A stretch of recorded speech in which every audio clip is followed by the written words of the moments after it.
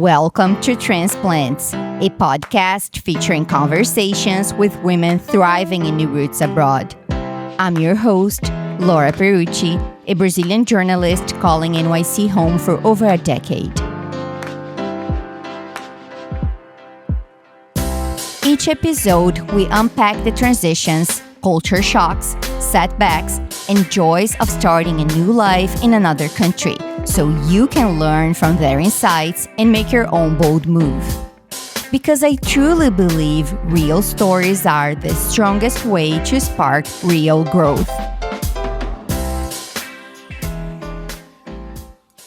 Hello and welcome back. Today we are joined by Aisha Ba. She's a model, content creator, dancer, and immigrant mom living in South Korea, and her roots are the definition of melting pot. She grew up in South Tyrol, a region in Italy that once belonged to Austria, with her German speaker Italian mom and her Pulaar-speaking Senegalese dad. And if that was not enough, later she found her soulmate in South Korea. In this episode, Aisha shares more about what it was like to grow up in Italy, how she went from pursuing a PhD in economics to chase her dream of being a dancer, and what ultimately brought her to South Korea. We talked about identity, risk-taking, love across cultures, and what it means to build a home abroad. So let's hear Aisha's transplant story. Hi, Aisha. Thank you so much for being here and welcome to the show.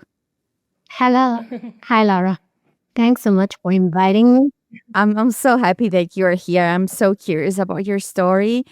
So you grew up in a very unique area, your hometown. I don't know if I'm going to say this correctly, but South Tyrol? Is that how you say it? With South Tyrol, yeah. South Tyrol. Oh, by the way, not related to this, but Tyrol, it was a milk brand in Brazil. It was the name of a milk brand in Brazil. That makes totally sense because we have a lot of milk. Yeah. So this hometown is in Italy, in an area that once belonged to Austria. And with that comes like a fascinating mix, not just of languages like German and Italian, but cultural layers. Like your mom is a German-speaking Italian and your dad is a Pulaar-speaking Senegalese. So I'm very curious to know how life was like growing up in that little town and how being raised in such a culturally mixed family and region shaped your identity. Well, there were definitely some challenges, especially because, 35 years ago in my hometown, it's very small. So there weren't a lot of foreigners. So it was like our family was always already very eye-catching because whenever we went on the street, people directly recognized us, saw us, and, there are always more people who know us than we know, especially in the neighborhood. And the thing, as you mentioned, the country itself, like the region itself, already has a lot of challenges because, as said, we are a two-language speaking region. So it's very special within Italy because it's not usual. So the German-speaking part had to fight already a lot against, like the intruders, the Italians. So being a foreigner and gives you a little bit more challenges. First of all, for all people who come into the country, it's challenging because they need to learn two languages, not only one, right? They need to be able to speak German and Italian, but also the fact that most Italian-speaking people who live in my hometown are already like not from there because they came through the annexation, like when South Tyrol became Italy, Italian people came. So already that time it was a little bit challenging for the people to live together, like two different cultures. Like the Austrian culture and Italian culture is very different. So people had to get used to each other. So getting used to foreigners as well was an extra challenge. And I had all these things I grew up with. And I must say I learned a lot of things from it. But I feel like also that this part made me even more open to all other cultures. So I'm actually, even though it was tough, I'm actually very grateful that I had these experiences. He gave you like a great foundation for life. Yeah, let's say so. I know that you were a model, a dancer, right? I don't know if you're still dancing, content creator, on top of being an immigrant, mom, and wife. This is your life today. It wasn't always like that.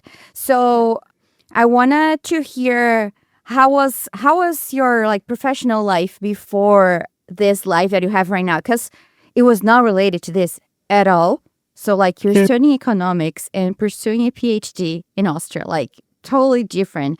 So how did you choose that field originally, like studying economics, and what happened along the way that made you realize like, it's not that I don't want this for my life? Yeah, you're totally correct. Like before coming to Korea and becoming like a professional model, like full-time model, dancer, and content creator, I was living partly in Austria and partly in my hometown. It's not very far away. It's just like 1.5 hours by train. So I worked, like the last thing I did before moving out of my country was half of the week I was working in my hometown as a researcher, economic researcher at the research institute. And the other half of the week, I went to Austria and I was doing my PhD, like researching on my PhD topic. And I was also teaching mathematics for the undergrads. So yeah, it was very different. It was very like why I chose this path was, of course, I was very interested in economics and I really liked the topic because I'm a very rational person. So I really like doing analytics and statistics in general. But I think also a main part has to do with the fact that I wanted to prove that people with like a different cultural background, where like I'm from, usually people, how to say, immigrants are always seen as like, uneducated and poor and stuff like this. So I just wanted to prove myself and show that I can do this all as well. So I think that was the main number one reason why I actually wanted to push through. And of course, I also wanted to make my family proud because education was always one of the most important things that you can achieve in life. So, and it's still important. So I'm not saying that it's not important, but I think that has also to do with the fact why, in the end, I chose to change my path, because I realized I wanted to do more stuff for myself. So, which is why I took 1 year off first, and I wanted to pursue dancing professionally. I always liked to dance, like as a hobby. And so I just wanted to give it a try. And so that's why I started with this, and then things continued. Yeah, it's like such a big move, like going from like numbers and math and logic to like dancing. So I'm wondering, like, what are your next steps when you decided to take this 1 year off? Like, if I read that right, you went to California first, right? Yeah, exactly. Like if you want to do something with dancing, you have to go to LA, right? So there are all the dancers, and I went there, but the American culture was something that was very different from me. I'm a very introverted person, and I think to be able to survive in especially Hollywood, LA, you need to be very extroverted. And so that's why I felt a lot of pressure there. And I felt like I couldn't connect with people so much. And there was also the dance style that I was actually doing. People were not doing it that much anymore. So I was doing mainly funky dance styles.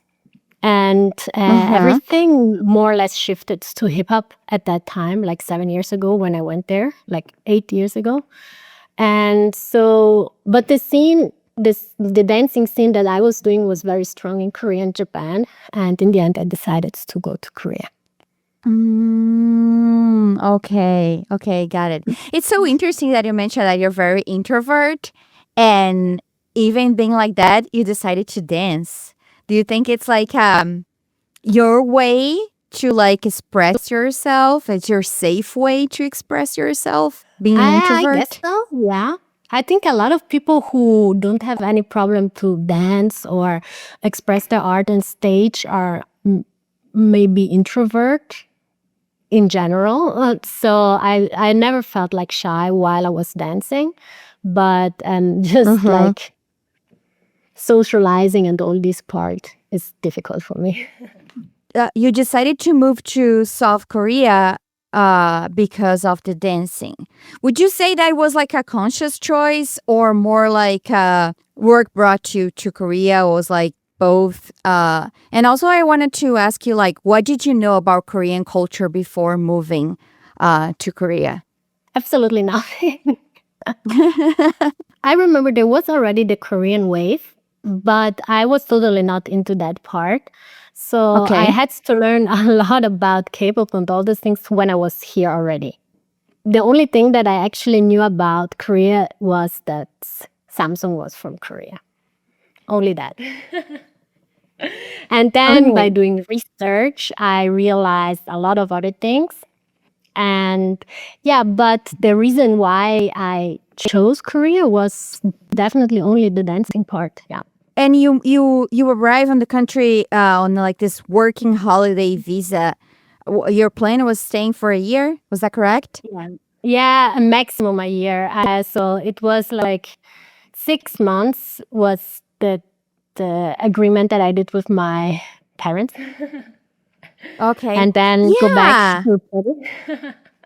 So yeah, how did your family react when you said like, "Hey, I'm moving to Korea for a year to try like this dance thing." What did they say? Yeah, I mean, they said like it's okay to try, but they were initially totally against me actually moving and like like leaving my studies and everything. Yeah. Okay, but we know you did it anyway. Were you like Yeah. afraid of like the cultural differences, the culture shock, the language barrier? You were not like afraid of that when you were moving to Korea? Because it can sound scary to some people. Like it's a totally different language. You cannot even like pick something. Like you speak Italian, right? Yeah, yeah, So I guess you can pick some French, some yeah. Portuguese, Spanish. You know what I mean? Spanish. And like with the Yeah. English, but like Korean, Yeah, even this the there's no way. writing is different. So like the street signs were Exactly. were already a problem. Yeah, Yeah. but I got ready. I learned the alphabets before I Mm-hmm. moved because it took Mm-hmm. some preparations, right? I chose like maybe 6 or almost 1 year before moving. I was doing all my preparations for the visa and Okay. everything. So I had plenty of time to get ready for it. And yeah, but I don't know why. I feel like the reason why I wasn't that scared is because I read that, Korea is a very safe country. It's not that Mm-hmm. dangerous moving Yeah. around alone as a woman. So that was one thing. Another thing is that I knew that there's internet available everywhere, so I wasn't afraid to get lost or something. And so I Okay. think many of the modern technologies aspects made me actually, I think maybe, I don't know, 20, 30 years ago, maybe I wouldn't have done it, because you don't know that much.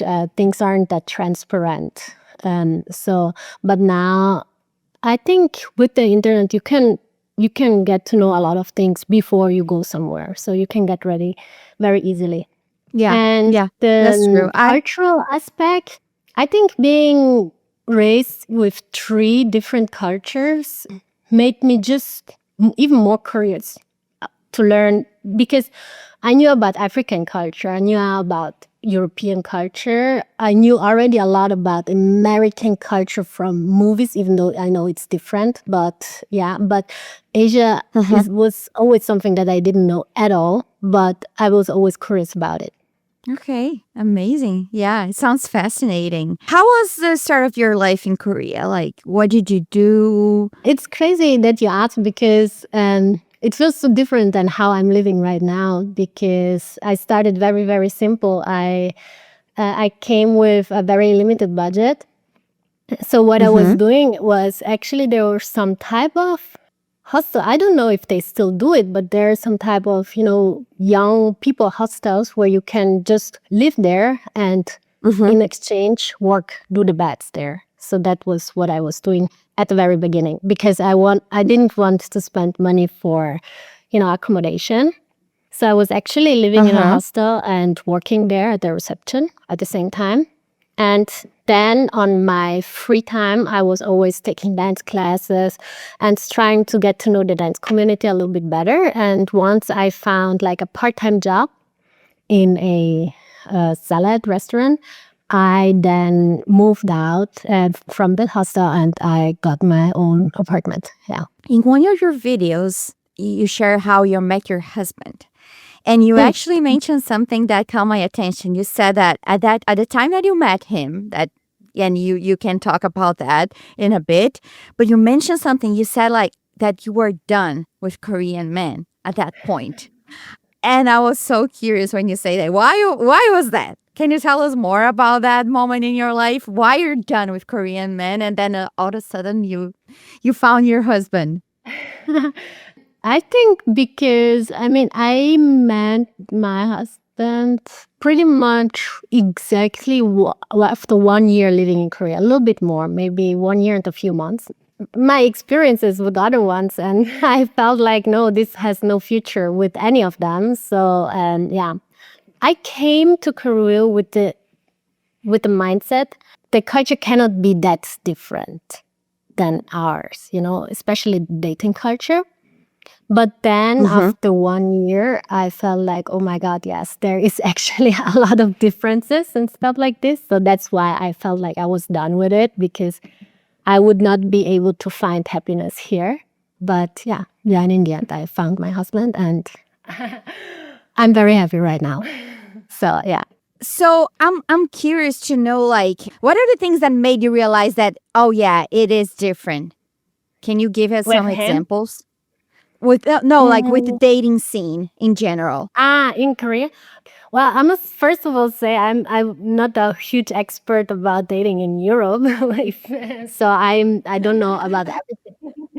But there's like one thing that a lot of other foreigners who live here in Korea say, and that's something that doesn't really happen in Western cultures, I think, is that people here ghost a lot. Like you feel like everything is great, and Oh. you're into Uh-huh. dating maybe 1 or 2 months, and then suddenly this person disappears, and you're like, what? Oh. Everything felt What like happened? perfect, and Okay. then suddenly, yeah, like this. So I'm a person who really likes security. I felt Uh-huh. like I don't want to start something and then like get totally into it and then get surprised after 2, 3 months, like it is. So that's why Yeah. I felt like, okay, Yeah. I cannot Okay. continue living like this. So the way that you and your husband met was very unique, and it started like very casually. And he wasn't fluent in English at the time. You're still learning Korean, so there's like this big language barrier. So I would like to know, like, what do you think helped you both connect in the early, despite the language barrier? And if you have like any advice to give to other intercultural couples that are navigating not like language gaps, but also like cultural gaps. Yeah, actually, that's very interesting because I feel like a lot of relationships still fail on the language barrier.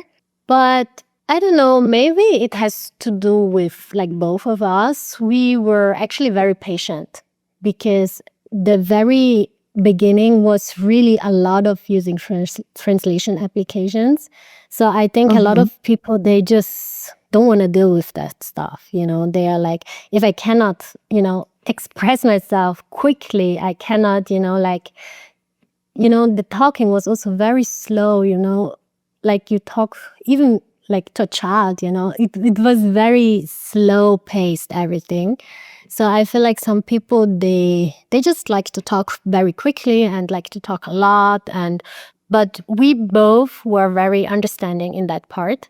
So yeah, maybe also because we're introverts, so we don't have to, Okay. talk all the time. So there are a lot of ways where we can just understand each other without too much talk. Culture difference, yes, there is a lot of cultural difference, but we are both very open to learn about each other's culture. So Mm-hmm. it's not me just wanting to do it the European way or, like Western way, and it's not him just wanting to do the Korean way. And we both know that there are good parts in our culture and there are bad parts in our culture, and we try to adjust them together. Another thing, how we actually, why we connected is actually we Yeah. both, me through dancing, I really into music, and he is also very into music, and we were into the very same type of music. So this is actually how we connected at the very beginning. But I know that he sent you a DM out of nowhere, right? He just replied to one of my stories. Yeah, Why did you decide to keep the conversation going with this guy on DMs? because I wanted to practice my Korean. Well, it worked, right? Yeah. So another thing that I remember you mentioned in one of your videos when I was watching, and that was I thought it was like fascinating. You said that you're always the kind of kid who followed your own rules and instincts, that you were not like easily influenced, and that's pretty cool actually, especially like in this days that we live today.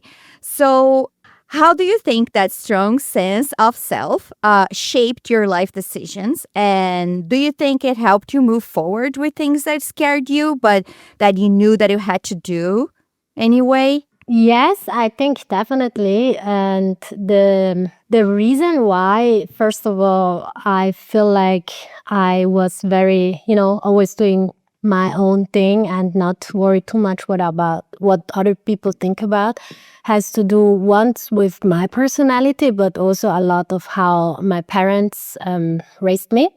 I think I got also a lot of from my dad because he's also a person, like an immigrant, right? He also just did what he wanted to do. He didn't Mhm. want to, be like everyone else, to follow, you know, things that the majority does. He said like, no, I just want to move out from my country and explore other cultures. I think he was also very open to other cultures. And I feel like also very lucky that my both parents are very open to different cultures, and which is why I also grew up seeing, successful relationship between totally different cultures. Because as said before, Mhm. I think a lot of interracial culture and couples fail on that in the long term. And I feel Okay. like I saw that even though there were challenges, that they were always sticking together and continue their relationship. And of course also seeing, don't worry too much about what other people think about you, because people will always find something that they don't like. Yeah. That was, I think, the reason why in the end I just thought, let me just try something new. Because the reason why some people don't start something new is mainly because they're afraid what other people think about. Yeah, and So you are not even like afraid of your family's opinions because you said like they're kind of like against it, the decision when you had a decision to move to Korea, and you're like, yeah, but I want to try. So it was not easy, of course.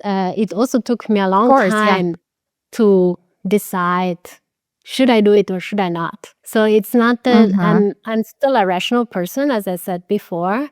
So I was like evaluating all the pros and cons and why I should do what I want. Should I really go for it or not? I also checked the risks and everything. But in the end, it took some time. But in the end, I did it, yes. So today you're not like just a mom, you're a model, a creator, entrepreneur. How do you think that your life abroad influenced your creative voice and the way that you approach your career, knowing that you used to be this very like rational person in the professional field and you went to like a totally creative field? Do you think like moving abroad has helped you with that? Yeah, definitely. I think I would have never started being a creator if I wouldn't have moved abroad.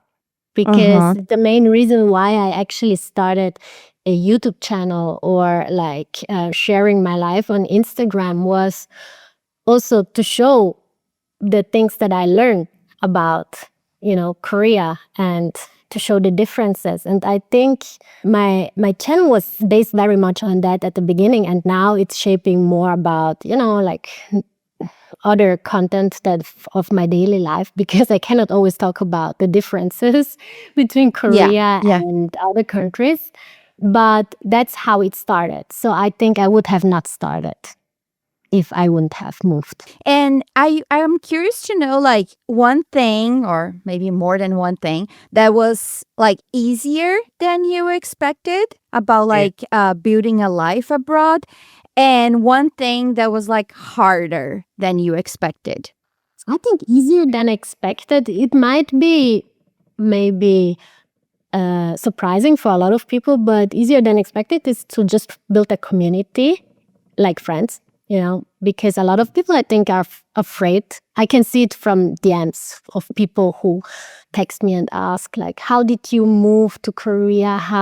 Weren't you not afraid to not have any friends, not to get to know any people?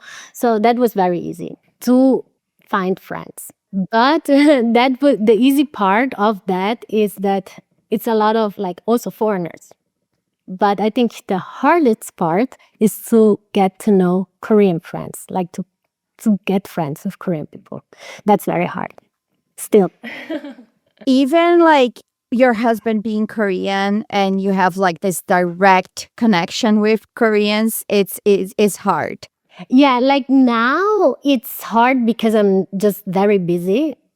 And I don't have a lot of time to, friends, you need to meet them, you need to take time for them. You cannot just be Yeah. friends with everyone, right? It also needs a deep connection. So that's the reason why. But yeah, I feel like, and I see it from a lot of other foreigners also who are married to Koreans, they still have, friend-wise, they still have, foreigner friends. And related to your work, Mm. is that like one thing that it was surprisingly easier for you, consider that you are abroad? Yes, yes, that was very easy because I feel like it has to do with the fact that I look different than the average Korean, obviously.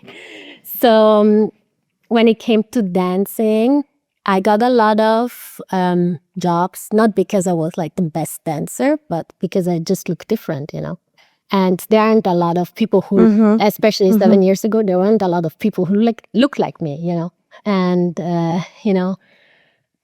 flying in foreigner models and dancers costs a lot of money. So I think that was the reason why I got a lot Mm. of jobs and easier. Yeah, that's for dancing and modeling, of course. As a creator, it started to become easier now. So the start wasn't easy, but now things are getting more global because, at the beginning, especially getting brand deals and stuff like this, was brands were very focused only on Korea. But the last 2 or 3 years, brands started to expand. So they also worked with global creators. And today you're kind of like repeating your family's story, like because you're you are like Italian, Senegalese, and then you are married to a Korean man living in another country. So you're kind of like following your dad's steps. So do you think that growing up in a kind of family, it's helping you like to raise your kids in this like different culture in another country and navigate that? Do you think that give you like some foundation, or you are doing things differently with your kids compared to your parents? How do you see that? There are a lot of things that I've learned, the good things and the bad things as well. The good things is that I was very lucky that my dad always talked his language with me. So I already knew how to approach, how to talk your own language in a different country. Because growing up, I also met a lot of other mixed child or, like mixed people who didn't get to learn their, foreigner part language. Did I express myself correctly? Yeah, So totally. I am pretty confident that how I grew up learning my dad's language was a success. So that's why I know how to approach that part with my children. And then when it comes to culture as well, I was very lucky that my dad is very proud of his culture. So he taught us everything. Sometimes it was hard. So I must say that's maybe one of the negative parts, that he was maybe sometimes a little bit too strict. But that part made me also learn how to approach this part with my kids and do it better, do it more fun and, less, like this. As a relationship, I saw a lot of challenges that my parents had. So these type of challenges I can, I learned from, and I can apply to my relationship. So, and just like out of curiosity, how do you guys do like the speaking with your kids? How do you do like your husband speaks in Korean with the kids and you speaks in German? Yeah, exactly. Okay, and I guess they learn English at school in Korea. Yeah, they will learn in school. I will. A lot of people worry about that. But I also just started learning English in high school, so there's still plenty of time. And if you speak German, then it's not going to be that difficult to learn English. Oh yeah, I mean they're gonna speak German and Korean. I think English is gonna be like a piece of cake. Honestly, good for them. And about like your life in Korea, I am curious to know what you love the most about your life in Korea. And you mentioned a lot of like the Western culture differences. What do you say are the biggest differences between the Korean culture and the European lifestyle, especially like considering that the European lifestyle today, it's very like romanticized in social media, and not saying that it's not good, but I'm curious like now to learn from you that came from Europe and now living in an Asian culture, what you have to say about that. Yes, of course. So I think the number one thing what I like about living in Korea is since I grew up as a mixed child, I was always seen as a foreigner in my own country, and I really hated that, people saying like, oh my God, you speak so well our language and, stuff like this. So I'm like, I'm from here, of course. We also speak a dialect in my hometown, a German dialect. So people were always saying, "Oh my God, Mm-hmm. she speaks even our dialect," and things like this. So Oh my God. and or when moving around, always having to show my passport just to prove that I'm not a refugee and things like this. Oh, So yeah, it was these oh my things God. were very tough for me. And in Korea, I'm actually a foreigner, So actually, I enjoy being a foreigner. And whenever people say, "Oh my God, you speak so good Korean," I'm actually happy about it. So Uh-huh. that's the main reason why I actually feel comfortable here. Also, another thing that I feel very comfortable about being a foreigner here is that I can enjoy Korea without having to, fit too much into the culture. You understand what I mean? Because there's still some Mm-hmm. exception for me. I still try not to, take advantage of it too much. So I know there are some things Uh-huh. that how people behave themselves and stuff like this. I do, especially because I have a Korean husband. So I just don't want to make him look bad. So there are a lot of things that I just behave myself as Korean culture asks for. But there are also still some things that I don't need to do. So that's Got pretty it. Got it. That you are like, they forgive you for not behave in a way that is like common for Korean culture because you are not Korean. So they don't care if you don't do it. It's not like offensive. They don't expect you to act like that. It's not like you are doing something wrong. You are being Yeah, cool. exactly. So I'm of course not taking advantage of it. So as long as I Yeah. can learn it and I'm aware of it and I'm open to do the things as long as they make sense. But a lot Uh-huh. of things get forgiven. And also, the general social norms on how, to be family standards and stuff like this, we are an exception because we are mixed family. Interesting. So you actually like are in a special place because like you are a foreigner and like when you are like an European or an American, even like a Latin American, African, in Asia, it's like you cannot like blend. You cannot like hide. You, it's like they look at you and they know that you're not from there. But you actually got to a place where you feel that this place that you got, it's special. It's not like uncomfortable like it was when you were a kid. So yeah, that's pretty cool. What I actually love about like not being an American, living in the United States, for example, is this kind of like in between, like between Brazil and America. So I get to keep the things that I love and just like exclude the things that I don't love and being Yeah, this I think person that's in the the middle. thing that usually expats enjoy the most. No, I just wanted to add like a small thing because I feel like it's actually funny.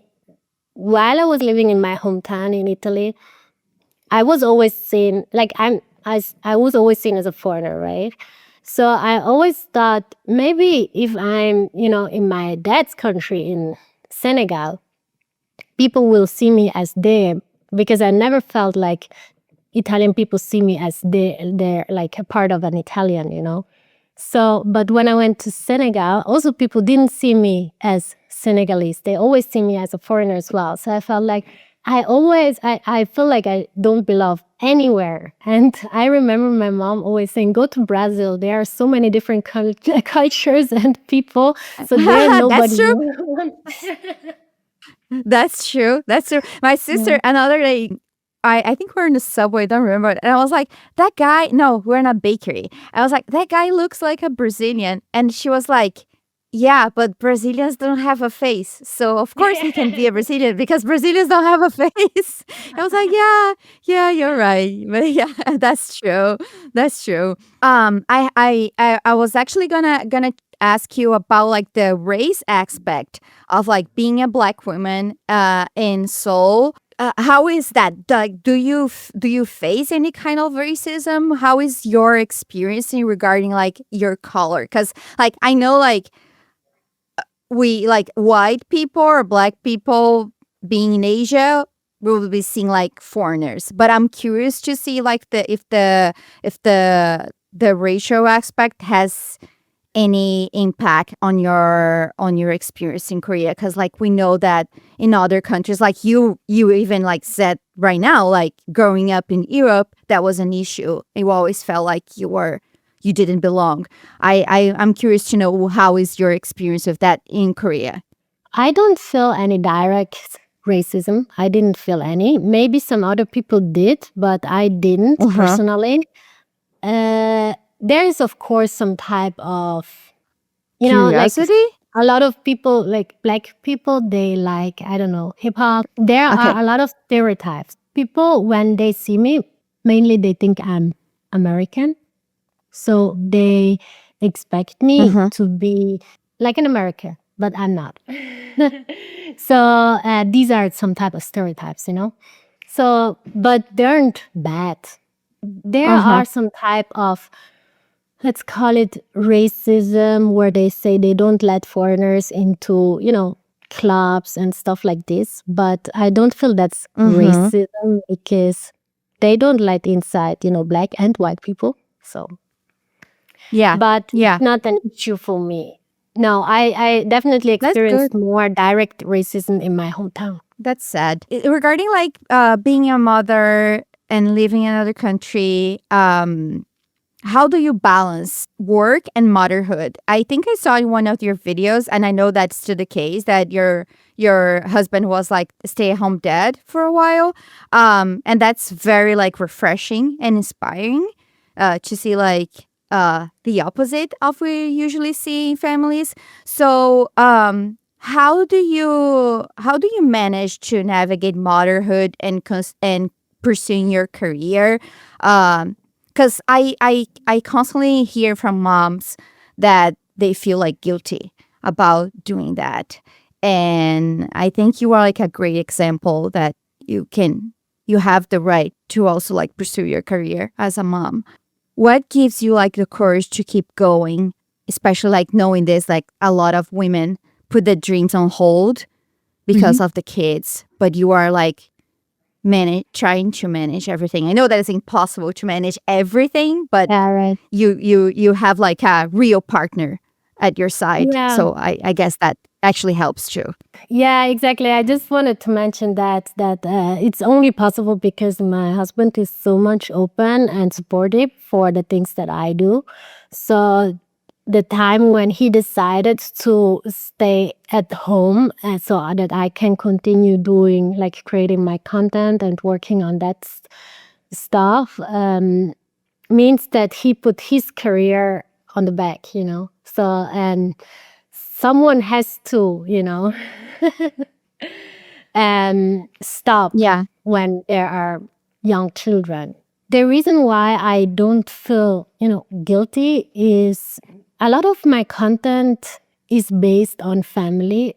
So, for example, when I do cleaning and cooking content, I know I do still good stuff for my kids, for my family, for my house. And another part Uh-huh. why I don't feel guilty is because, except from daycare, we never have them with other people. So we don't have a nanny, or A we babysitter. yeah, we go to daycare, but I know that when daycare is closed and I need to still go out for work, I know they're together with their dad, which means they are still together with the parent. So this is also a thing why I don't feel that guilty, because they're not in, like, Mm-hmm. in care with other people that they're not related to. But yeah, it's only possible for me to do it because I have such a supportive husband. Yeah. Looking back at the version of yourself who first arrived in Korea, when was that? Like 7 years ago? Yeah, 7 years ago, 2018. What do you think would surprise her most about the life they're living now? Have you ever imagined that you would be like, that your 1 year in Korea would turn in like a life in Korea, like a Life in family in Korea. Korea, a career in Korea? Yeah, of course I would. So I would have never imagined it first, but deep inside, I knew I always hoped to stay longer than 1 year because I knew that I cannot live in my hometown forever. I always knew Mm-hmm. that. Even Mm-hmm. when I was a child, I always knew I would go out. I didn't know where, but I knew not there. You had that feeling. Yeah. Mm. But do you think that um, something that you are living right now would surprise that version that arrived in Korea 7 years ago?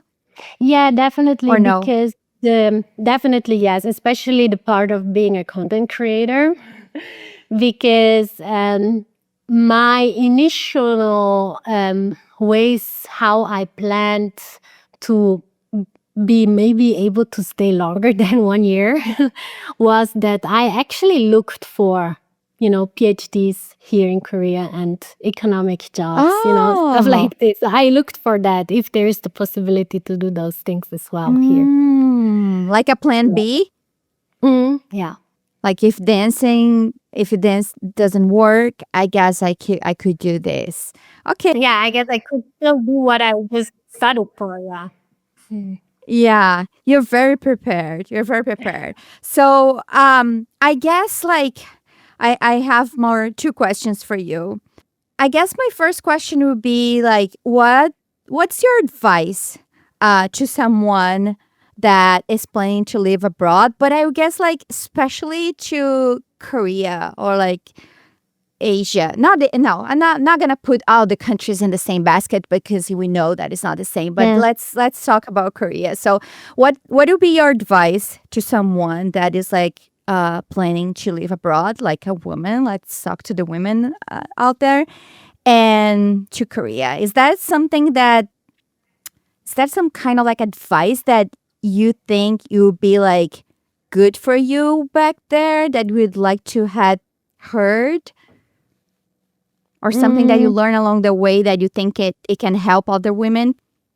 yeah. So maybe first of all, to be able to speak Korean much better, because a lot of things that actually helped me was also the fact that I always had, my husband to help me in case there was a person who couldn't speak Korean. A lot of official things still, when we have to do some documents or stuff, it's still he's helping me a lot. So in case you come here and you don't get married, you need to do a lot of things by yourself. So these are very, very challenging. Filing taxes and things like this. Oh yeah. A lot of people still don't speak Korean and English, especially when you go, to office places, government places. So I think this is very important, especially if you want to be independent.